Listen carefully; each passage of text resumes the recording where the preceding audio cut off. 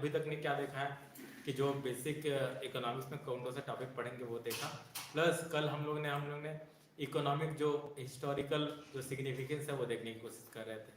तो जब अगर हम लोग इकोनॉमिक्स जो देख रहे थे तो उसमें हमें ये पता चला कि जो हमारा जो इकोनॉमिक ट्रेड है वो हड़प्पन जो सिविलाइजेशन है वहाँ से था। तो हम लोग ने सबसे पहला जो चीज़ देखा हमारे जो सिविलाइजेशनल जो चेंजेस हुए हैं, तो जो इकोनॉमिक एक्टिविटी हुई है सबसे पहला जो इकोनॉमिक एक्टिविटी था वो है फार्मिंग या फिर प्लांटेशन या फिर एग्रीकल्चर। तो आज हम लोग एग्रीकल्चर के बारे में पढ़ेंगे, जो कि अगर इकोनॉमिक एक्टिविटी के हिसाब से देखा जाए तो जनरली हम लोग क्या है कि जो भी इकोनॉमिक एक्टिविटी है उसको कुछ सेक्टर में क्लासिफिकेशन करते हैं। तो जितने भी जो इकोनॉमिक एक्टिविटी है उसको अलग अलग हम लोग सेक्टर में क्लासिफिकेशन करते हैं किसी भी कंट्री का, और उससे हमें पता चलता है कि कौन सा कंट्री कितना डेवलप है, कितना डेवलपिंग है और कितना अंडर डेवलपिंग है। तो आज अगर कोई भी कंट्री अंडर डेवलप से डेवलप कंट्री बना है तो उसका भी एक क्लासिकल एक ट्रांजिशन थ्योरी है, इसको बोला जाता है कि जनरली सबसे पहले किसी भी कंट्री का जो सेक्टर है एग्रीकल्चर सेक्टर है वो अर्निंग करते हैं, उसके बाद जो एग्रीकल्चर सेक्टर में जो आउटपुट होता है उसके बाद इंडस्ट्रियल सेक्टर बनाते हैं, उसके बाद सर्विस सेक्टर बनाते हैं। तो अगर हम इकोनॉमिक के जो बेसिक जो अलग अलग सेक्टर के रूप में देखेंगे तो जनरली 3 सेक्टर होते हैं कोई भी इकोनॉमी में। तो सेक्टर्स ऑफ इकोनॉमी अगर देखा जाए तो 3 सेक्टर है। पहला सेक्टर को हम लोग क्या बोलते हैं, प्राइमरी सेक्टर बोलते हैं, प्राइमरी सेक्टर बोलते हैं, या फिर इसको जो प्राइमरी सेक्टर बोलते हैं या फिर एग्रीकल्चर सेक्टर बोलते हैं, एग्रीकल्चर। दूसरा जो है उसको हम लोग सेकेंडरी सेक्टर बोलते हैं, सेकेंडरी सेक्टर या इसको मैन्युफैक्चरिंग सेक्टर भी बोला जाता है, मैन्युफैक्चरिंग या इंडस्ट्रियल सेक्टर बोला जाता है। और तीसरा होता है tertiary sector, tertiary sector.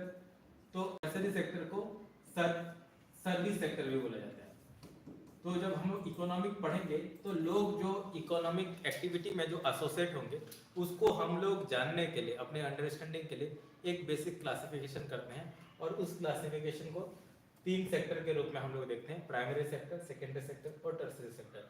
Primary sector में जनरली एग्रीकल्चर और उसके अलाइड एक्टिविटीज आते हैं, सेकेंडरी सेक्टर में जो मैन्युफैक्चरिंग और इंडस्ट्रियल सेक्टर आता है, और टर्सरी सेक्टर में सर्विस सेक्टर आता है। तो सर्विस सेक्टर का बहुत सारे एग्जांपल जो है आप बोल सकते हो, ट्रेडिंग हो सकता है, उसके ट्रांसपोर्ट हो सकता है, कम्युनिकेशन हो सकता है, बैंकिंग हो सकता है, जो कि प्राइमरी और सेकेंडरी सेक्टर के जो प्रोडक्टिविटी के लिए बहुत इंपॉर्टेंट है और इम्पोर्टेंट भूमिका निभाते हैं। तो इस हिसाब से अगर हम लोग आज देखने की कोशिश करेंगे कि जो हम लोग का जो प्राइमरी सेक्टर है या एग्रीकल्चर सेक्टर है उसके बारे में इन डेप्थ जानने की कोशिश करेंगे। तो चलते हैं।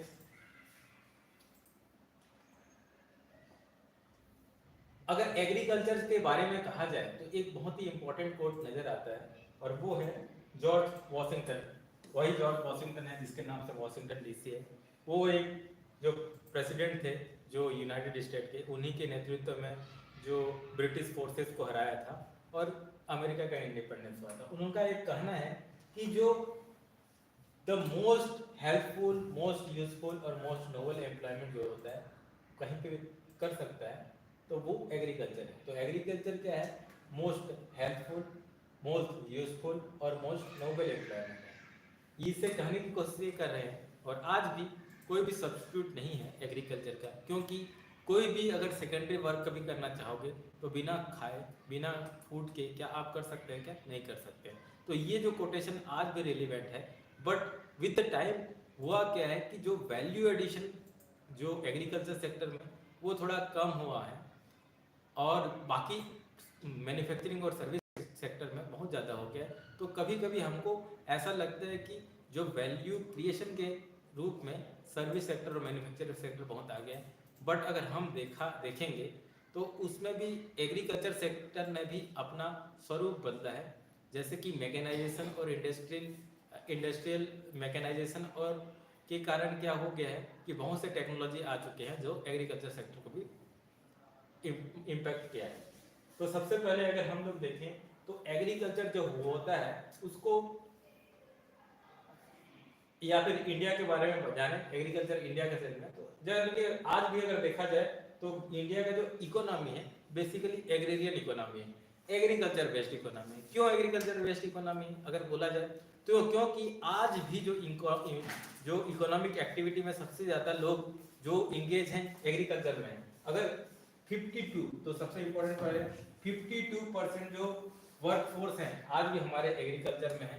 तो एक तरह से एग्रीकल्चर सोसाइटी है, नंबर ऑफ एम्प्लॉयमेंट ज़्यादा है।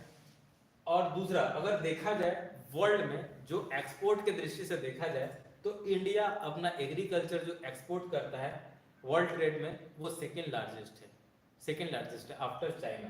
तो हम लोग दुनिया के सेकेंड लार्जेस्ट एक्सपोर्टर भी हैं, प्लस हमारा जो पूरा जो एम्प्लॉयमेंट बेस आज भी डिपेंडेंस है किसमें है, मोर देन 50% एग्रीकल्चर पे।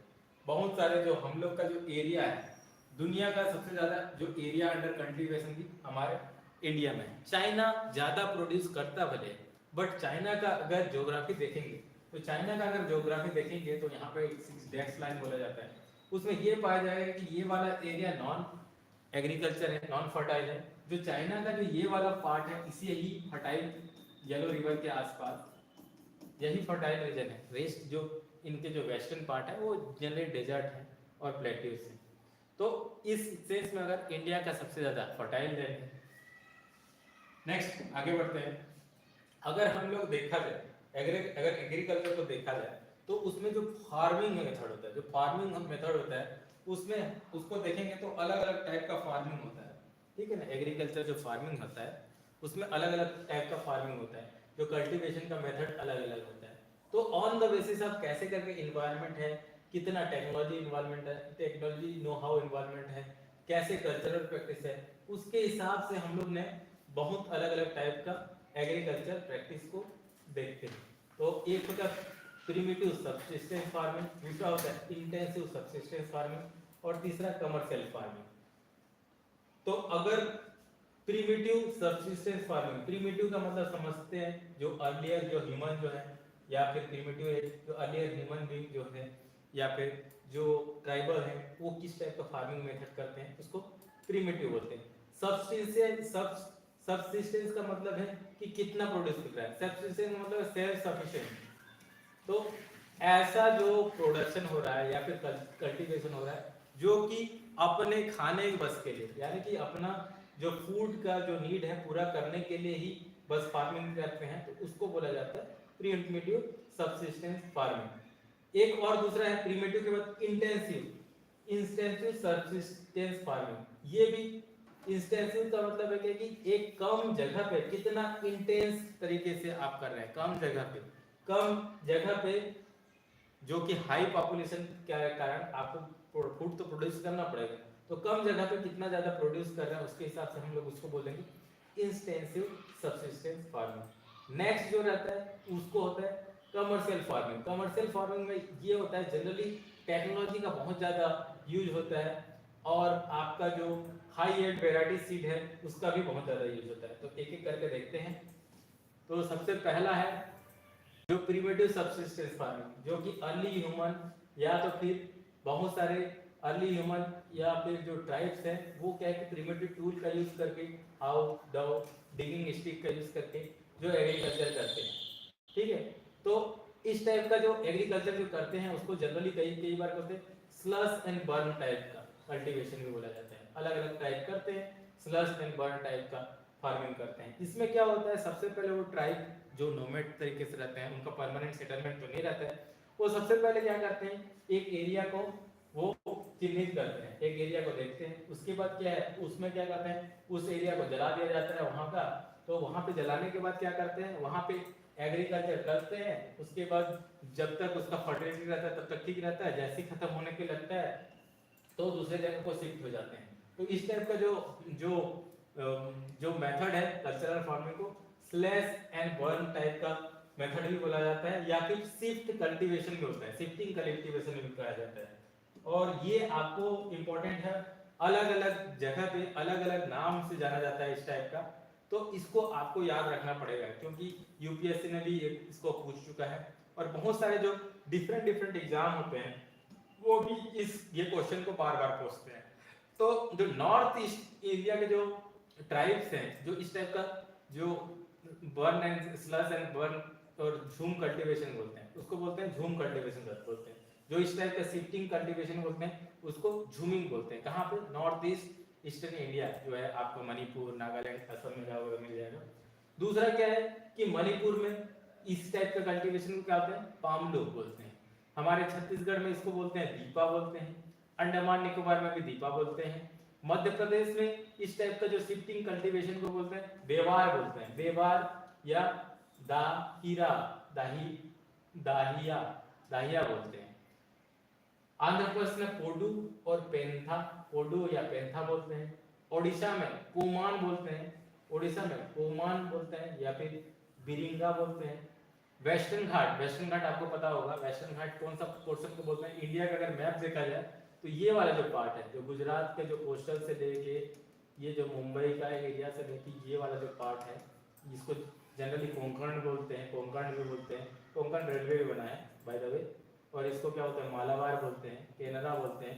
तो ये वाला जो एरिया है इसको वेस्टर्न घाट बोलते हैं। और वेस्टर्न घाट का जो कल्टीवेशन होता है उस वहां पे क्या बोलते हैं? इस टाइप का सिर्फ कुम्हारी बोलते हैं। राजस्थान में इसको वार्ले या वाटले बोलते हैं। हिमालयन बेल्ट में इसको खील बोलते हैं। और झारखंड में इसको गुरुवा बोलते हैं। ये बहुत ज्यादा इंपॉर्टेंट कीवर्ड्स है, जनरली कई बार क्वेश्चन आ जाता है, ठीक है, कि शिफ्टिंग कल्टीवेशन का क्या क्या नाम है। अगर हम लोग वर्ल्ड में भी जाएं तो वर्ल्ड में भी अलग अलग ट्राइबल सोसाइटी इस टाइप का कल्चर जो एग्रीकल्चर कल्टीवेशन प्रैक्टिस करते हैं। और उनमें से जो मैक्सिको में है उसको हम लोग को मिल्पा बोलते हैं, जो मैक्सिको में है उसको मिल्पा बोलते हैं। वेनेजुएला कंट्री में इस टाइप कल्टीवेशन को कोनुका बोलते हैं। ब्राजील को रोका बोलते हैं। सेंट्रल अफ्रीका को मसोले बोलते हैं। ये है इंडोनेशिया को लेडान बोलते हैं। और वियतनाम को रे बोलते हैं। तो ये बहुत ही ज़्यादा इम्पोर्टेंट है, आपको पता रहना चाहिए, क्योंकि जनरली जो यूपीएससी के जो एनडीए या फिर जो यूपीएससी में जो परीक्षा लेते हैं वो जनरली देखते हैं कि आप कितने अच्छा एनसीईआरटी को पढ़े हैं। और ये जो सब चीज़ आपको एनसीईआरटी में मिल जाएगा तो उससे आपका रिट्रैक्ट कैपेसिटी और क्लियरिटी ऑफ थॉट को भी देखने के लिए ये जगह से क्वेश्चन पूछते हैं, कितना इन डेप्थ में आपने पढ़ा है वो जानने के लिए। नेक्स्ट, इंटेंसिव सब्सिस्टेंस फार्मिंग, उसमें क्या होता है कि हाई पॉपुलेशन का अगर प्रेशर हो, ठीक है ना, कहीं पे लैंड पे, तो वहां पे इस टाइप से प्रैक्टिस किया जाता है। ये लेबर इंटेंसिव रहता है। जनरली इसमें क्या है कि बायोकेमिकल इनपुट या फर्टिलाइजर का यूज करते हैं, इरिगेशन का यूज करते हैं, तो इस टाइप का होता है। तो इंडिया में अगर देखा जाए तो मोस्टली जो है हम लोग का इंटेंसिव सब्सिस्टेंस फार्मिंग ये रहता है। क्योंकि जनरली अगर इंडिया का देखा जाए तो इंडिया का लैंड का डिस्ट्रीब्यूशन कितना है?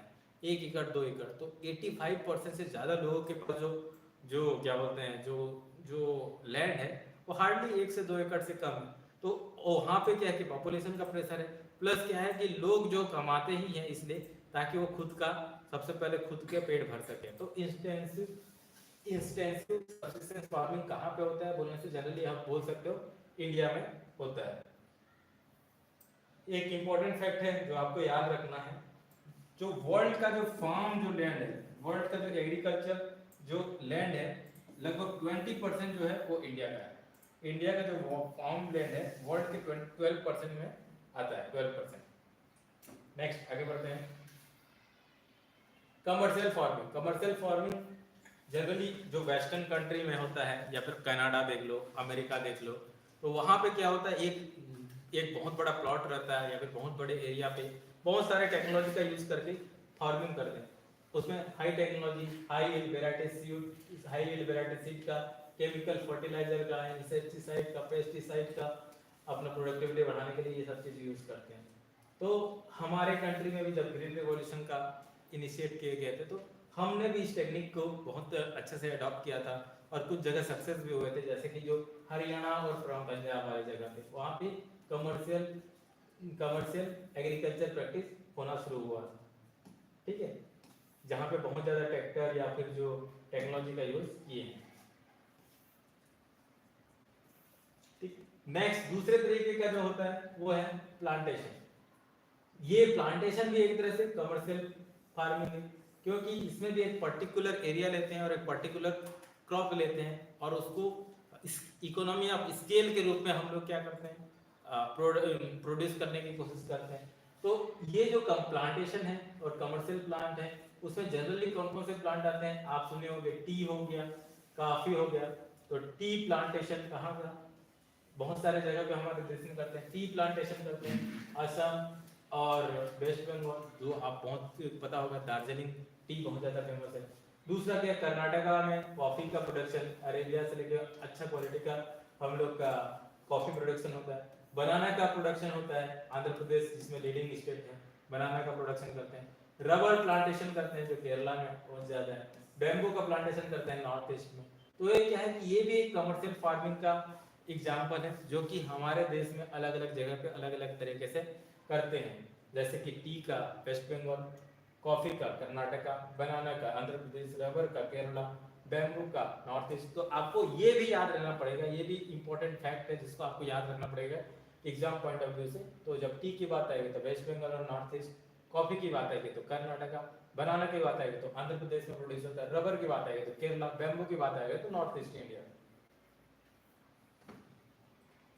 नेक्स्ट आगे बढ़ते हैं। अब क्रॉपिंग पैटर्न, अलग अलग क्रॉप के क्रॉपिंग पैटर्न होते हैं हमारे, ठीक है ना। तो हमारे एग्रीकल्चर में क्या होता है, हमारे ज्योग्राफी में अगर देखा जाए तो 3 टाइप का सीजन, 4 टाइप का सीजन होते हैं, और सीजन के अकॉर्डिंग हम लोग अलग अलग क्रॉप लगाते हैं। तो हम लोग जनरली 3 टाइप का क्रॉप लगाते हैं, एक राबी क्रॉप, दूसरा खारीफ और तीसरा जायद। राबी, खारीफ और जायद। जो मेन जो क्रॉप होता है जो हमारे कंट्री में, वो है राइस और व्हीट। तो राइस जब होता है उसको हम लोग, राइस कब कब बोते हैं? जब मानसून आने से पहले या फिर मानसून के वक्त बोते हैं, यानी कि आप जून जुलाई, मई जून जुलाई में बोते हैं और सितंबर अक्टूबर में काटते हैं, हार्वेस्टिंग करते हैं। तो ऐसा सीजन जो मानसून के टाइम बोते हैं और मानसून के एंड होने पर उसको कटाई करते हैं, तो वैसे जो क्रॉप है उसको हम लोग क्या बोलेंगे? खरीफ क्रॉप। दूसरा, विंटर सीजन में जो हम लोग जो क्रॉप उगाएंगे उसको हम लोग रबी क्रॉप बोलते हैं। तो आप नेक्स्ट टॉपिक है रबी क्रॉप। रबी क्रॉप को जो कब सोइंग करते हैं? विंटर के टाइम में करते हैं, और अक्टूबर और दिसंबर के टाइम में, और उसको समर के टाइम में यानी कि मई अप्रैल से जून के बीच में उसको उसका हार्वेस्ट करते हैं। इससे ऐसे कौन कौन से क्रॉप है? तो एक है व्हीट है, दूसरा बार्ले है, पीस है, ग्राम है, मस्टर्ड है। तो आपको ये जितने भी टाइप के जो क्रॉप हैं उसको याद करके रखना पड़ेगा, क्योंकि जब एग्जाम होता है तो पूछ देता है कौन कौन से क्रॉप जो है राबी क्रॉप है। तो राबी क्रॉप में कौन आएगा? वेट आएगा, पीस आएगा, बार्ले आएगा, ग्राम आएगा, मस्टर्ड। ये देखो वीट, यहाँ पे आप देख रहे हो ये वीट है, ठीक है, थोड़ा सा छोटा कर देते हैं, ये वीट है। उसके बाद आपका क्या है? ये कौन सा है? मस्टर्ड, हिंदी में उसको सरसों बोलते हैं। वो कहाँ पे है? आपको मिलेगा पंजाब रीजन में चले जाओगे। ये क्या है? मटर के दाना है, पीस है।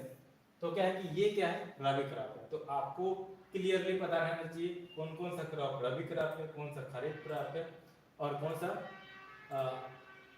जायद क्रॉप है। तो जनरली जो ग्रीन रिवॉल्यूशन होने के बाद क्या है, हम लोग का रबी क्रॉप का प्रोडक्शन बहुत ज़्यादा बढ़ते जा रहा है, क्योंकि ग्रीन रिवॉल्यूशन होने के बाद हमारे पास हाई एंड सीट आ गया और इरिगेशन का सिस्टम आ गया। तो क्या है कि हमारा जो पंजाब, हरियाणा, वेस्टर्न उत्तर प्रदेश और अन्य पार्ट में हम अभी क्या है उगा रहे हैं। क्या उगा रहे हैं? हम लोग रबी क्रॉप उगा रहे हैं। दूसरा जो मेन जो क्रॉप है वो है, क्रॉपिंग सीजन है, वो है खरीफ क्रॉप। तो खरीफ क्रॉप के अंदर क्या क्या आता है? खरीफ क्रॉप के अंदर आपको याद करके रखना पड़ेगा अपना पैडी आता है जिसको धान बोलते हैं, मैज आता है, मक्का आता है, ज्वार, बाजरा, तूर या फिर अरहर जिसको बोलते हैं, मूंग हो गया, उड़द हो गया, कॉटन हो गया, जूट हो गया, ग्राउंड नट हो गया जो मूंगफली बोलते हैं, या फिर सोयाबीन। ये बहुत सारे जो है ये खरीफ क्रॉप्स है। तो आपको क्लियरली पता रहना चाहिए कि कौन कौन सा रबी क्रॉप है, कौन कौन सा खरीफ क्रॉप है। तो रबी क्रॉप में आपका पैडी आएगा, मेज आएगा, ज्वार आएगा, बाजरा आएगा, अरहर आएगा, मूंग आएगा, उड़द आएगा, कॉटन आएगा, जूट आएगा, ग्राउंड नट है और सोयाबीन।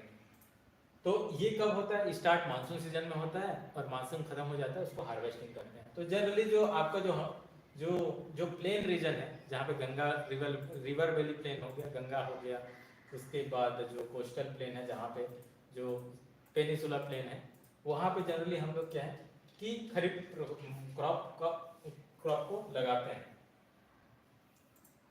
कई सारे कंट्री है जो ये इंपॉर्टेंट पॉइंट है यहाँ पे, जैसे कि असम हो गया, वेस्ट बंगाल और उड़ीसा। वहाँ पे क्या है पैडी को तीनों साल भर लगाते हैं, क्योंकि एग्रीकल्चर है, साल भर लगाते हैं क्योंकि पानी मिल जाता है, तो उसको आस, अमन, बोरो ये वर्ड बोलते हैं। आस, अमन, बोरो ये अलग अलग स्टेट में अलग अलग तरीके से बोलते हैं, ठीक है ना। वेस्ट बंगाल में 3 टाइम वो जो लगाते हैं धान, उसको आस बोलते हैं, अमन बोलते हैं और बोरो बोलते हैं। तो ये आप देख रहे हैं खरीफ क्रॉप का कौन कौन सा एग्जाम्पल है। ये जो है आपका पैडी हो गया, धान हो गया जो कि अभी कटाई हो चुका है और मार्केट पे जा रहे होंगे। दूसरा क्या है, मक्का हो गया, मक्का हो गया, मेज हो गया, और तीसरा क्या है आपका जूट हो गया, ठीक है। नेक्स्ट आगे बढ़ते हैं। जायड क्रॉप, जायड क्रॉप जो क्या कि समर क्या होता है, मानसून सेशन और विंटर सेशन के बीच जो वक्त रहता है वहां पे होता है। तो रबी और खरीफ सीजन के बीच में जो वक्त बचता है, खरीफ सीजन के बीच का जो वक्त बचता है समर डेज के टाइम, समर मंथ के टाइम, वहां पे जायद क्रॉप होता है, जिसका बेहतरीन एग्जाम है watermelon, muskmelon, cucumber, vegetables and fodder crops, ठीक है। तो आप अगर देखा जाए तो ये जो आपका मस्क में कुकुम्बर हो गया, वाटरमेलन हो गया, तो ये जो एग्जाम्पल है जैद क्रॉप का। तो फिर आपको याद रखना पड़ेगा कि जैद क्रॉप क्या होता है, खरीफ क्रॉप कौन सा होता है और राबी क्रॉप कौन सा होता है, आपको पता रहना चाहिए। फोडर क्रॉप क्या होता है, जनरली फोडर क्रॉप वो क्रॉप होता है जो बहुत सारे जो एनिमल हस्बेंड्री या फिर एनिमल को जो फीड करने के लिए हम लोग यूज करते हैं, जनरली चारा जिसको बोलते हैं। नेक्स्ट इंडिया का मेजर क्रॉप कौन कौन सा है, उसको अगर डिस्टिंग्विश करने की कोशिश करेंगे तो हम लोग को क्या है, बहुत सारे क्रॉप्स कुछ है जिससे ग्रेन, फूड ग्रेन मिलता है, राइस हो गया, व्हीट हो गया, मिलेट हो गया, मेज हो गया, पल्स, एक ग्रेन, ठीक है, ग्रेन क्रॉप है। कुछ ग्रेन नहीं है लेकिन फूड एज अ फूड इसको, इस क्रॉप को यूज करते हैं, जैसे कि शुगर कैन हो गया, ऑयल सीड हो गया, टी हो गया, कॉफी हो गया, हॉर्टिकल्चर एज अ इसको क्या है ड्रिंक पर्पस में करते हैं हम लोग, कॉफी हो गया, टी हो गया। कुछ है जो नॉन फूड क्रॉप है जो हम लोग उगाते हैं, जिसमें रबर हो गया, फाइबर हो गया, कॉटन हो गया, जूट हो गया, तो ये आपको पता रहना चाहिए। इंडिया में लगभग 51 मेजर क्रॉप, ये आपकी एक्चुअल डिटेल है, 51 मेजर क्रॉप है इंडिया में। सबसे पहला हम लोग देखने की कोशिश करते हैं तो वो है एग्रीकल्चर सेक्टर में जो हमारा जो राइस है, राइस के बारे में हम लोग जानते हैं। राइस को देखेंगे तो क्या पता चलेगा, राइस जो है वो इंडिया का स्टेपल फूड है। राइस क्या है, इंडिया का स्टेपल फूड है और दुनिया का सेकेंड लार्जेस्ट प्रोड्यूसर, क्या है, सेकेंड लार्जेस्ट प्रोड्यूसर आफ्टर किसका, चाइना। चाइना के बाद इंडिया सबसे ज्यादा प्रोड्यूस करने वाला एक्सपोर्टर, मतलब राइस का प्रोड्यूसर है। और एक पॉइंट और है कि लास्ट 2-3 साल से हमने क्या किया है, चाइना को भी एक्सपोर्ट किया है राइस। मतलब चाइना का प्रोडक्शन और कंजम्पशन तो प्रोडक्शन तो है ही, प्लस उतना कंज्यूम भी कर लेते हैं, क्योंकि वहाँ का भी जो स्टेपल फूड है वो राइस के अराउंड है। इंपॉर्टेंट जो चीज जो ज्योग्राफिकली आपको पता रहना चाहिए, जो राइस कल्टीवेशन करने के लिए आपको क्या चाहिए, टेम्परेचर अच्छा खासा होना चाहिए। टेम्परेचर अच्छा खासा होना चाहिए मतलब 25 डिग्री से ऊपर होना चाहिए, लेकिन ह्यूमिडिटी भी होना चाहिए। ह्यूमिडिटी मतलब क्या हुआ कि रेनफॉल, प्रिसिपिटेशन होते रहे या फिर पानी गिरते रहे। तो रेनफॉल अगर रेनफॉल अगर 100 सेंटीमीटर से ऊपर है और टेम्परेचर 25 डिग्री से ऊपर है तो उतना टाइम हम लोग क्या कर सकते हैं, आप खरीफ क्रॉप ये राइस को उगा सकते हैं। ये जनरली बहुत सारे जो इंपॉर्टेंट जगह है कहाँ कहाँ पे होता है तो देखेंगे, या तो पानी अच्छा गिर रहा हो या तो फिर इरिगेशन फैसिलिटी अच्छा हो। तो ऐसे जगह पे या तो पानी अच्छा गिर रहा होगा, इरिगेशन फैसिलिटी जहाँ पे अच्छा होगा वहाँ पे हम लोग क्या कर सकते हैं, क्या करते हैं, ये एग्रीकल्चर कर सकते हैं। तो इम्पोर्टेंट ज्योग्राफिकल रीजन अगर देखा जाए तो हम लोग को क्या पाया जाएगा, जो गंगा और सतलज बेल्ट है, ठीक है ना, वहाँ पे तो होता ही है एग्रीकल्चर, प्लस महानदी का बेल्ट है और ये वाला जो एरिया है यहाँ पे भी अच्छा होता है। उड़ीसा, छत्तीसगढ़ के पार्ट, आंध्र प्रदेश का कुछ पार्ट, उसके बाद तमिलनाडु का पार्ट, क्योंकि यहाँ पे मानसून अच्छा हो जाती है तो यहाँ पे एग्रीकल्चर के जरिए राइस के लिए बहुत अच्छा जगह है। बहुत सारी जगह पे क्या कि राजस्थान के कुछ पार्ट और पंजाब में भी होता है, हरियाणा में भी होता है, क्योंकि वहाँ पे इरिगेशन व्यवस्था अच्छा है। नेक्स्ट अगर आगे बढ़े तो वो देखते हैं, तो सेकंड जो इम्पोर्टेंट क्रॉप है अपने एग्रीकल्चर में वो क्या है, वीट। वीट एक सीरी क्रॉप है, ठीक है ना, और ये सेकंड इम्पोर्टेंट क्रॉप है हमारे इंडिया के लिए। जनरली ये नॉर्थन और north western part of the country में इसको ये होता है। और इसके लिए जो टेम्परेचर और ज्योग्राफी का जो अगर आप देखा जाए कंडीशन देखा जाए तो इसके लिए थोड़ा कम पानी पर्याप्त है, ठीक है ना। 50 से 75 50 टू 75 सेंटीमीटर का एनुअल रेनफॉल डिस्ट्रीब्यूशन हो जाएगा, वो भी ग्रोइंग टाइम में, ठीक है ना। और जब ग्रो हो जाए तो उसके बाद क्या हो जाए, सनलाइट अच्छा से मिले। जब रिपनिंग के टाइम में सनलाइट अच्छे से मिले, लेकिन ग्रो करते टाइम अगर पानी से अच्छे से मिल जाए तो फिर वीट अच्छा से हो जाएगा। तो इंडस्ट्री ग्रीन रिवॉल्यूशन के बाद जब इरिगेशन अच्छा फैसिलिटी हो गया तो हम लोग का पंजाब वाले जो रीजन है या फिर जो गंगा सतलज जो प्लेन है उसमें अच्छा से वीट का प्रोडक्शन होना शुरू हो गया। तो इसके लिए जो मेजर जो स्टेट है जहाँ पे हम लोग का वीट का प्रोडक्शन होता है वो कौन कौन सा है, ये आपका उत्तर प्रदेश, वेस्टर्न उत्तर प्रदेश, पंजाब, राजस्थान, ठीक है, मध्य प्रदेश का कुछ पार्ट। तीसरा जो मोस्ट इंपॉर्टेंट जो चीज़ है वो है मिलेट। मिलेट बहुत ज़्यादा इंपॉर्टेंट हो गया है, कोई ना कोई क्वेश्चन पे आने वाला है, क्योंकि इस साल हम लोग का जो आज़ादी का अमृत उत्सव के साथ साथ 75 ईयर ऑफ इंडिपेंडेंस के बाद हम लोग का एक और ज़्यादा इंपॉर्टेंट चीज़ मना रहे हैं। क्या मना रहे हैं, इंटरनेशनल, क्या मना रहे हैं, इंटरनेशनल ईयर ऑफ मिलेट मना रहे हैं। मिलेट से बहुत ज़्यादा फायदा है। और 2023 है जो यूनाइटेड नेशन ने 2023 को इंटरनेशनल ईयर ऑफ मिलेट, और हमारे देश के या फिर हमारे प्रधानमंत्री जी भी जो मिलेट का जो प्रोडक्शन है और कंजम्पशन पे बहुत ज़्यादा बल दे रहे हैं। प्लस वो बोल रहे हैं कि जो मिलेट होता है वो सुपर फूड होता है, क्योंकि मिलेट में क्या है कि बहुत सारा न्यूट्रिएंट्स रहता है। प्लस मिलेट क्या है कि वाटर इंटेंसिव क्रॉप नहीं है, मतलब कम पानी में भी मिलेट हो जाता है। तो बहुत सारे इसके पॉजिटिविटी के कारण क्या बोला जाता है कि मिलेट को सुपर फूड भी बोला जाता है, और उसका गवर्नमेंट इंसेंटिव भी दे रहा है और पॉलिसी प्रमोशन भी कर रहा है, ताकि बहुत सारे जो फार्मर हैं मिलेट को उगाने के लिए की तरफ आगे बढ़े। तो आप सुने होंगे ज्वार, बाजरा, रागी, ये कुछ टाइप का है, ये मिलेट है। इसको कोर्स गेन भी बोला जाता है। क्या बोला जाता है, कोर्स गेन भी बोला जाता है, या फिर मोटा अनाज भी बोला जाता है। इसमें माइक्रो न्यूट्रिएंट बहुत ज़्यादा अच्छा से मिलता है। और हर एक जो स्टेट है, महाराष्ट्र जैसे स्टेट है, ठीक है, लार्जेस्ट प्रोड्यूसर है, ठीक है। तो इस टाइप से हम लोग ने देखा कि मिलेट भी बहुत ज़्यादा इंपॉर्टेंट है। और ये जो है ये रागी है, और ये ज्वार है, और ये बाजरा है, ठीक है। नेक्स्ट आगे बढ़ते हैं, मेज।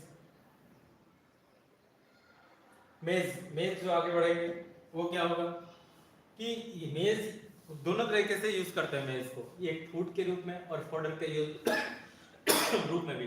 फूड के रूप में भी हम लोग कॉर्न फ्लैक्स होता है या फिर कॉर्न के रूप में हम लोग खाते पीते हैं, प्लस फॉडर के रूप में हमारे जो एनिमल है वो लोग के लिए भी फूड हो सकता है। इसके लिए जो जनरली जो टेम्परेचर रहता है और सेंसियस रहता है ये 21 से 27 डिग्री सेल्सियस रहता है, और इसको एलिबल सॉइल बेस्ड रहता है इसको उगाने के लिए।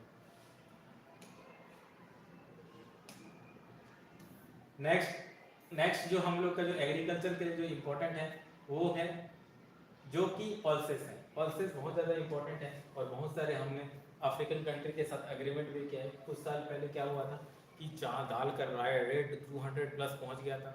अगर रेट पहुंच जाएगा तो इन्फ्लेशन हो जाएगा, इन्फ्लेशन हो जाएगा तो बहुत सारे प्रॉब्लम स्टार्ट हो जाएगी। तो इंडिया जो पल्सेस के मामले में इंडिया दुनिया का लार्जेस्ट प्रोड्यूसर भी है और कंज्यूमर भी है। तो इंडिया लार्जेस्ट प्रोड्यूसर भी है और कंज्यूमर भी होगा, ठीक है ना। पल्सेस के दाल तो हमको चाहिए, चावल खा रहे हैं तो चावल को गीला करके खाने में, उसको टेस्टी बनाने में दाल का बहुत ज़्यादा इंपॉर्टेंट योगदान है। प्लस दाल और ज़्यादा ज़्यादा इंपॉर्टेंट हो जाता है साइंटिफिकली, क्योंकि इसमें प्रोटीन बहुत ज़्यादा मिलता है। और वेजिटेरियन डाइट में अगर प्रोटीन चाहिए तो दाल ही सबसे इम्पोर्टेंट माध्यम है। मेजर पल्सेस जो है वो क्या है, अरहर है, उड़द है, मसूर, तीस, ग्राम, ये लोग क्या है, ये तीनों ये चीज़ क्या है, ये क्या है, मेजर पल्सेस है। पल्सेस कौन कौन से हैं नाम बताएंगे तो तूर, अरहर, उड़द, मूंग, मसूर, तीस, ग्राम, ये कैटेगरी किस में आते हैं, पल्सेस के कैटेगरी में आते हैं।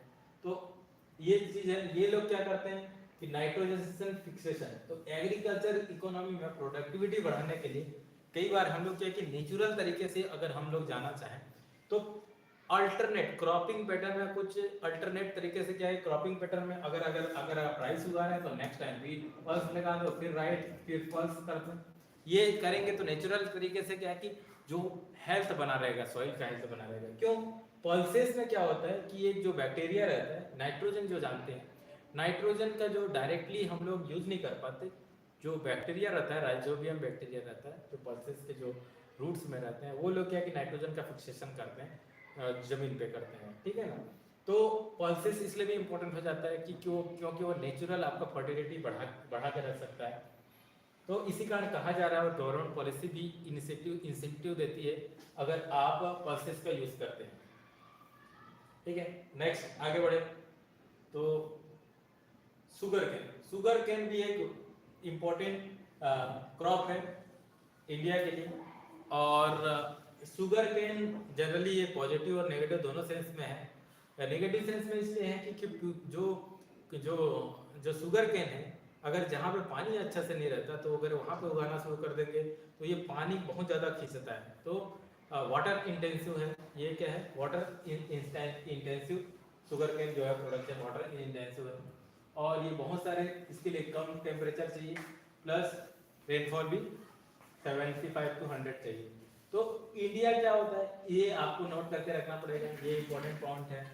तो इंडिया क्या है कि शुगर केन में सेकंड लार्जेस्ट प्रोड्यूसर है आफ्टर ब्राजील।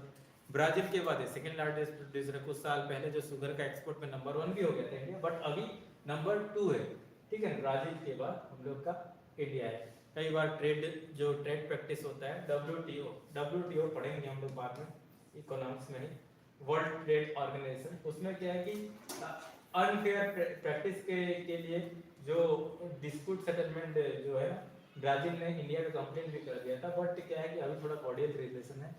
तो इंडिया सेकेंड लार्जेस्ट एक्सपोर्टर है आफ्टर ब्राजील।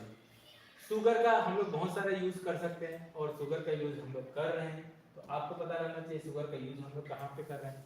शुगर केन का यूज तो हम लोग शुगर बनाने में तो कर रहे हैं, साथ ही साथ एथेनॉल को प्रोडक्शन करने में कर रहे हैं। क्या है? एथेनॉल। एथेनॉल शुगर से ही बनता है, ठीक है ना।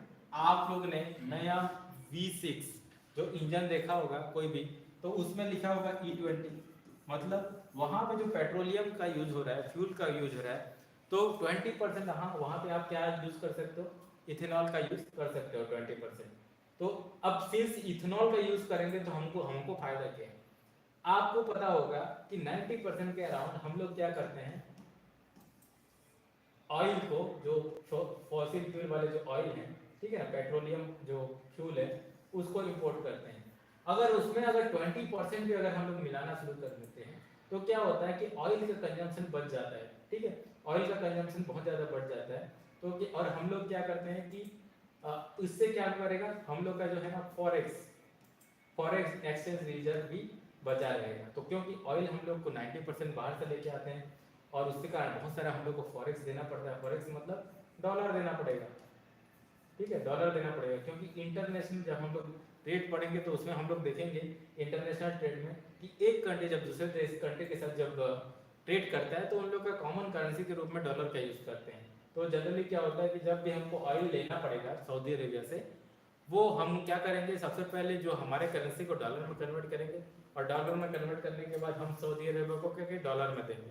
तो डॉलर का हेजेमनी ही इसलिए है क्योंकि वो ऑयल ट्रेड को कंट्रोल करके रखा है, और इस प्रोसेस को डॉलराइजेशन कहा जाता है। अभी कुछ टाइम से डी डॉलराइजेशन की मांग चल रहा है, बट देखते हैं।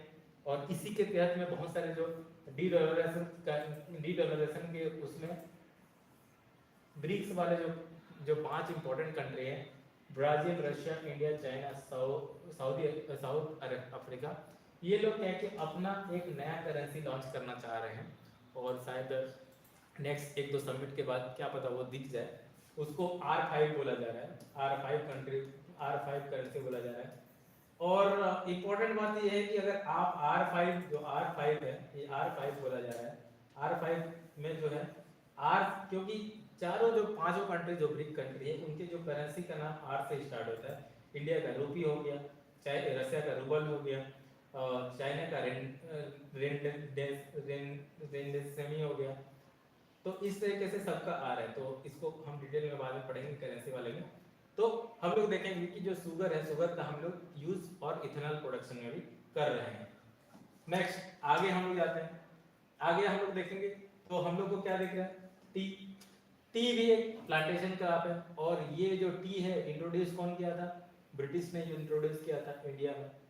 अच्छा, टी प्लांटेशन के लिए जो सबसे अच्छा कंडीशन हम लोग को पाया गया था, जो नॉर्थ ईस्टर्न स्टेट में एक स्लोप चाहिए, आपको थोड़ा स्लोप चाहिए, पानी बहते रहे बढ़िया, ठीक है, तो इस टाइप का होना चाहिए। और आपको वो भी दिखे, सन रेज भी दिखे। तो बहुत सारे जो हिली एरिया है, असम हो गया, दार्जिलिंग एरिया, जलपाईगुड़ी, वेस्ट बंगाल, तमिलनाडु, केरला, यहाँ पे हम लोग क्या टी प्रोड्यूस करते हैं। और टी के हिसाब से भी आपको याद करके रखना है, क्या याद करके रखना है कि इंडिया क्या है, दुनिया का सबसे बड़ा producer as well as exporter है टी का टू द वर्ल्ड, ठीक है। टी का सबसे बड़ा एक्सपोर्टर भी है, एक्सपोर्टर भी है, प्रोड्यूसर भी है, और कई बार हम लोग तो अपना अच्छा क्वालिटी का टी को वेस्टर्न कंट्री में भेजते हैं और लो क्वालिटी का टी उससे मंगा भी लेते हैं, श्रीलंका जैसे कंट्री से। ये आरामी है, बट क्या करते हैं। कॉफी, इंडिया दुनिया के 4% ऑफ द वर्ल्ड का कॉफी का प्रोडक्शन करता है। इंडिया का जो कॉफी है उसको गुड क्वालिटी का कॉफी रहता है। एक जो वेराइटीज है अरेबिका, बहुत ज्यादा फेमस है, जो कि हम लोग यमन से लेके आए थे, एक अरब कंट्री है यमन से। ये जो अरेबिका जो है, अरेबिका जो कॉफी का है, दुनिया में सबसे अच्छा डिमांड है, ये इसी का है। तो ये बहुत सारे जगह पे हम लोग कॉफी का कल्टीवेशन करते हैं, लेकिन जो लीडिंग स्टेट जो है, जो एरिया है जहाँ पे नीलगिरी एक जगह है जो साउथ इंडिया में, तो नीलगिरी का हिल अगर देखोगे तो ये कर्नाटका, तमिलनाडु, कर्नाटका, केरला और तमिलनाडु के इस जंक्शन पे है। तो ये वाले जंक्शन पे बहुत ज़्यादा हम लोग कॉफ़ी उगाते हैं, और कर्नाटका लीडिंग प्रोड्यूसर है जब कॉफ़ी की बात करते हैं, ठीक है। और अब देखते हैं लास्ट, इंडिया में हॉर्टिकल्चर भी बहुत ज़्यादा इंपॉर्टेंट है, और बहुत ज़्यादा इकोनॉमिक जनरेट कर पा रहे हैं। तो इंडिया जो है लार्जेस्ट प्रोड्यूसर है, क्या है इंडिया, क्या है लार्जेस्ट प्रोड्यूसर है किसका, हॉर्टिकल्चर का और वेजिटेबल का इन दिस वर्ल्ड। तो ये जो टेम्परेट भी फूड हम लोग करते हैं, और ट्रॉपिकल फूड हम लोग देखेंगे जब ज्योग्राफी में क्या होता है, टर्म टेम्परेट क्या होता है, ट्रॉपिकल क्या हो जाता है। तो फ्रूट के अगर इसमें हम लोग देखें तो बहुत सारे जो हॉर्टिकल्चर प्रोडक्ट है कौन कौन से स्टेट से सबसे ज्यादा है, तो अगर देखेंगे तो फ्रूट के मामले में मैंगो, महाराष्ट्र का जो अल्फॉन्स मैंगो है बहुत ज्यादा फेमस है, उत्तर प्रदेश का भी मैंगो बहुत फेमस है, ऑरेंज नागपुर के लिए। तो आपको कौन कौन सा इंपॉर्टेंट जगह आपको पता रहना चाहिए, तो नागपुर में ऑरेंज के लिए फेमस है, चेरापूंजी और नागपुर। बनानास क्या होता है, बनानास आपका केरला, मिजोरम, महाराष्ट्र, आंध्र प्रदेश फेमस है वहाँ पे। हाँ। लीची और गुआवा के लिए क्या कौन सा जगह फेमस है, आपको याद रहना चाहिए, लीची बिहार का नाम आना चाहिए, और उत्तर प्रदेश। पाइनएप्पल कहाँ के लिए, कहाँ से एक्सपोर्ट ज्यादा होता है, तो मेघालय से होता है। ग्रेप्स कहाँ, ग्रेप्स आंध्र प्रदेश और महाराष्ट्र में। एप्पल पियर्स, ये जो आपका है कश्मीर वैली में अच्छा खासा मिल जाएंगे, हिमाचल प्रदेश कश्मीर वैली में, ठीक है। तो इंडिया दुनिया का 13% वेजिटेबल एक्सपोर्ट करता है ऑल ओवर द वर्ल्ड, और इम्पोर्टेंट प्रोडक्ट जो हम लोग का जो है, जो वेजिटेबल में भी हम लोग देखेंगे तो हम लोग लीडिंग कंज्यूमर ही हैं, ठीक है। अगर देखा जाए तो दुनिया का सबसे ज़्यादा नॉन वेजिटेरियन लोग अगर कहाँ रहते हैं तो वो इंडिया में रहते हैं। इसका भी एक कल्चरल सिग्निफिकेंस है, प्लस यहाँ पे जो एग्रीकल्चर, जो सोसाइटी का जो कल्चर जो बना हुआ है वो अभी तक भी प्रिवेलिंग है, आपको दिख रहा है फ्रॉम हड़प्पा सिविलाइजेशन से लेके अभी तक। तो आज हम लोग ने एग्रीकल्चर सेक्टर को देखा, उसका कंट्रीब्यूशन देखा कि आज भी एग्रीकल्चर सेक्टर में मोर देन 50% लोग डायरेक्टली जुड़े हुए हैं, प्लस इसका जो कंट्रीब्यूशन भी अगर हम लोग देखा जाए तो उसको दरकिनार नहीं कर सकते। आज भी इकोनॉमी हम लोग का बेसिक इकोनॉमी, आज भी एग्रीकल्चर हम लोग का प्राइमरी सेक्टर बहुत ही ज़्यादा इंपॉर्टेंट है, और यहाँ पे गवर्नमेंट भी बहुत सारे योजना लेके आई इसके प्रोडक्टिविटी को बढ़ाने के लिए। हमने देखा जैसे ग्रीन रिवॉल्यूशन के टाइम क्या बोलते हैं हाई एल्ड वेराइटी सीड लेके आया, उसके बाद इरिगेशन फैसिलिटी लेके आया, और उसके बाद हमने देखा कि कौन कौन सा इम्पोर्टेंट क्रॉप्स हैं जिसमें हम लोग लीडिंग पोजीशन में एक्सपोर्ट कर रहे हैं हम लोग, तो वो देखा। प्लस हम लोग ने थोड़ा सा जोग्राफिकल टर्म को भी हम लोग छूने की कोशिश किया कि कौन सा क्रॉप कहाँ कहाँ पे होता है और उसके लिए कौन कौन सा जोग्राफिकल कंडीशन चाहिए, और हमने देखा और जाना कि कौन कौन सा आर्टिक क्रॉप वेजिटेबल है जो हम लोग एक्सपोर्ट कर सकते हैं, और हम लोग अगर इसमें और ज़्यादा इन्वेस्ट करें तो वर्ल्ड का जो आज जो हम लोग का जो नाम है इंडिया का, आज कहीं पे भी वर्ल्ड में वॉर हो, चाहे रसिया और यूक्रेन का हो, या फिर इसराइल और पैलेस्टाइन का हो, या फिर कहीं पे भी, तो एक ह्यूमैनिटेरियन ग्राउंड में हम लोग ना सबसे बड़ा जो कंट्रीब्यूशन रहता है कि हम लोग वहाँ पे फूड पहुँचाते हैं, फूड डिस्ट्रीब्यूट करते हैं। तो आज भी हमको एग्रीकल्चर जो सेक्टर है उसको, वहाँ के जो क्रॉप्स हैं, जो फार्मर्स हैं, उसको भी सम्मान करना चाहिए। और इसी तरह से आज हम लोग एग्रीकल्चर को अच्छे से जानने की कोशिश की। कल हम लोग नेक्स्ट क्लास में इंडस्ट्रियल सेक्टर को अच्छे से इन डेप्थ जानने की कोशिश करेंगे। Thank you. जय हिंद, जय भारत।